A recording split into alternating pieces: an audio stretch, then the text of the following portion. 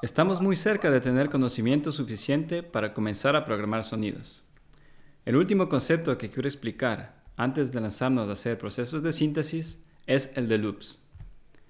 Las computadoras actuales son excepcionales en el hecho de que pueden realizar tareas repetitivas sin errores y sin cansancio, aparte de la capacidad de memoria máxima que poseen o del nivel de entropía que tienen. Para aprovecharnos de esta capacidad, podemos usar bucles de ejecución o loops. Un loop es en esencia una acción que se realiza repetitivamente hasta que una condición deja de cumplirse. Por ejemplo, 4 personas llegan a un restaurante y le piden al mesero que les llene sus respectivos vasos con agua. El mesero tiene que repetir esta acción 4 veces. Si el mesero trata de continuar la acción y no hay vasos suficientes, el agua se derrama en la mesa y los clientes pensarán que el mesero es muy incompetente. Otro ejemplo. ¿Qué pasa si te pido enumera todos los números pares del 0 al 20? Para conseguirlo tendrás que iterar a través de los números pares uno por uno hasta llegar al límite, que es 18. Las loops en computadoras funcionan de igual forma, solo que, como entidades carentes de juicio o cansancio, son incapaces de tomar decisiones o de continuar definidamente. Es por esto que tenemos que dar una condición explícita. Por esto debemos tener cuidado en no crear loops infinitos. Esta es una noción importante en programación. Finalmente, si te digo, dime todos los números pares, y eres del tipo de persona al que le gustan los retos, empezarás a recitarlo uno por uno. Si eres persistente y no tienes nada más que hacer, posiblemente llegarás a cientos o miles, pero eventualmente entenderás que es una tarea fútil y nunca vas a conseguir recitar todos los números pares.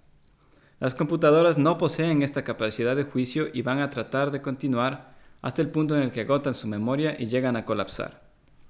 Escribamos entonces nuestro primer loop. En Super Collider existen varias formas de escribir loops, pero la mayoría de construcciones han probado no ser tan idiomáticas. El for loop, que está presente en prácticamente todos los lenguajes de programación, no es muy usual en Super Collider, pero es un buen punto de partida para entender la lógica. Se escribe así.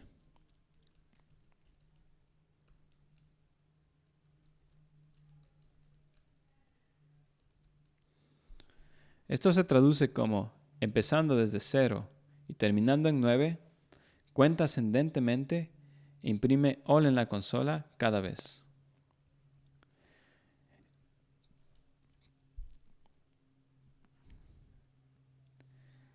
En una definición un poco más formal, vemos que la estructura es inicio, llegada y función. Ahora, el uso más común de un loop es utilizando el número de iteración actual. Iteración quiere decir el número de repetición en el que nos encontramos. ¿Recuerdas cómo los argumentos de las funciones son como compuertas? En loop podemos crear una compuerta a través de la cual pasamos la cuenta de iteración actual.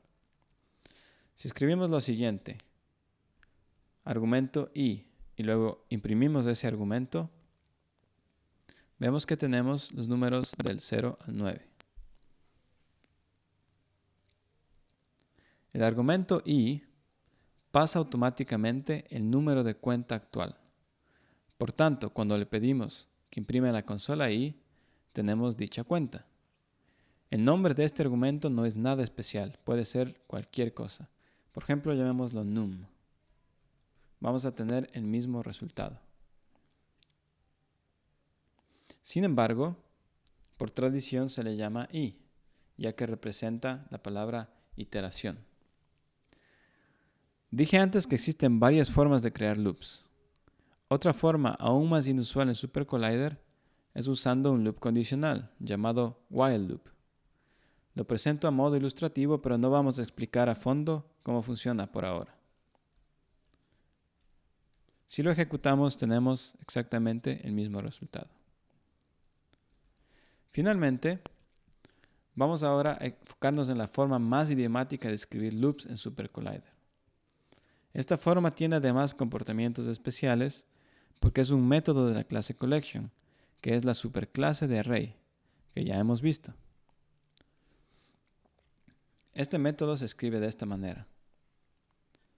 Es bastante simple de escribir, más conciso y claro de entender. La estructura simplemente dice número de iteraciones, la instrucción do, que quiere decir haz, y la función a ser ejecutada. En este caso, imprimir los números del 0 al 9. Ahora, vemos que usamos la compuerta i como lo usábamos antes para pasar la cuenta. Esto, obviamente, puede ser escrito también así. Sin embargo, y esto puede resultar ahora un poco confuso, en este método el primer argumento no es la cuenta actual, sino el objeto actual. Para entender esto, vamos a crear un array con los números del 0 al 9 y vamos a ejecutar la función. Vemos que tenemos exactamente el mismo resultado que cuando ejecutamos el primer loop. Esto es porque con este método podemos iterar a través de miembros de una colección. Una colección es, por ejemplo, un array. Lo que está pasando ahora es que el loop toma uno a uno estos elementos y los pasa a través del argumento i. Y finalmente los imprime. Vamos ahora a realizar un ejemplo para explicar esto de una forma un poco más clara. Si tomamos este contexto, vemos que creamos un array llamado miArray que tiene los elementos 1, 29, 13 y 24 y luego iteramos a través de estos objetos y los vamos a imprimir. Vemos ahora, por supuesto, que no tenemos la cuenta, sino los objetos en sí.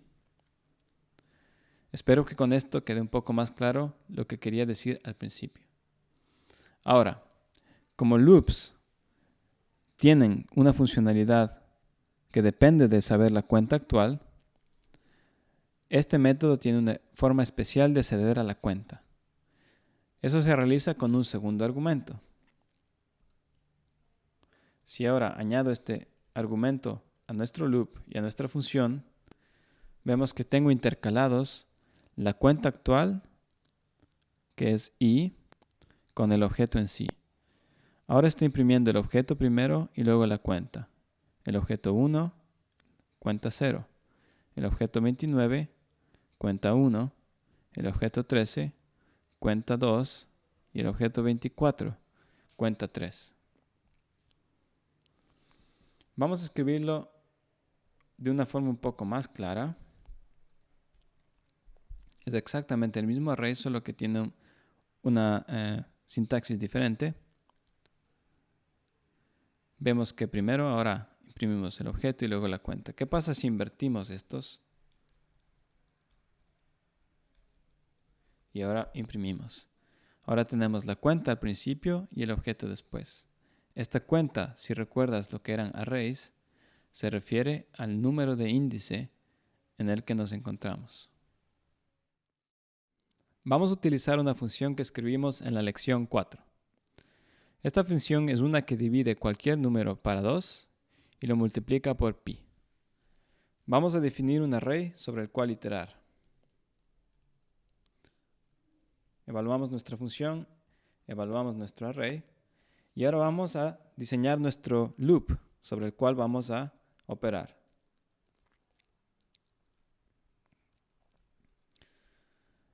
Ahora, en este loop, como habíamos visto recientemente, la i representa el objeto del array por el cual o a través del cual estamos iterando.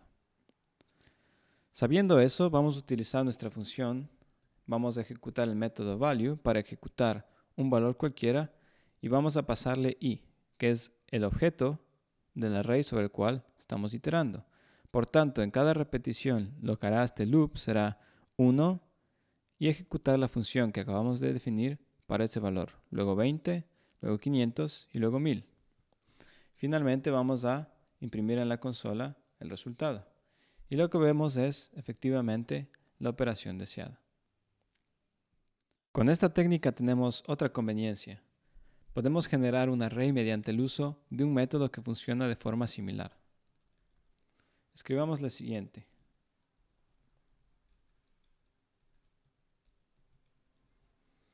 Si evaluamos esta línea y imprimimos cada argumento en la consola, vamos a ver que me da los números del 0 al 9. Sin embargo, además, me devuelve un array.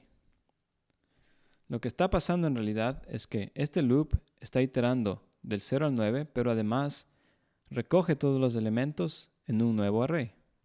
Si ahora evalúo x, veo que x ha sido asignado para contener este array. Para clarificar esto, vamos a escribir ahora un un loop do, y vamos a evaluarlo. El loop do atraviesa también los números del 0 al 9, pero si ejecuto x, me va a devolver solamente el elemento a través del cual he ejecutado. A diferencia de eso, collect, como dije antes, recoge todos los elementos en un nuevo array. Esto es muy útil porque podemos generar arrays numéricos realizando operaciones sobre los números. Por ejemplo, generemos los números del 100 al 1000. Para hacer eso, escribimos 10.collect porque en esencia los números del 100 al 1000 son 10 números. Si tomamos, claro, 100 como salto, y vamos a escribir i por 100. Vemos ahora algo importante. El resultado es 0 a 900. Lo que queremos es 100 a 1000. Lo que está pasando aquí es que, como dije antes, siempre contamos desde 0 en programación. Por lo tanto, la primera corrida de este loop es 0 por 100. La segunda 1 por 100. Hasta que tenemos 9 por 100, que es 900. Para solucionar esto, tenemos que incrementar nuestro argumento por 1. Y tenemos luego lo que habíamos esperado, los números del 100 al 1000. Con este conocimiento podemos finalmente comenzar a hacer sonidos.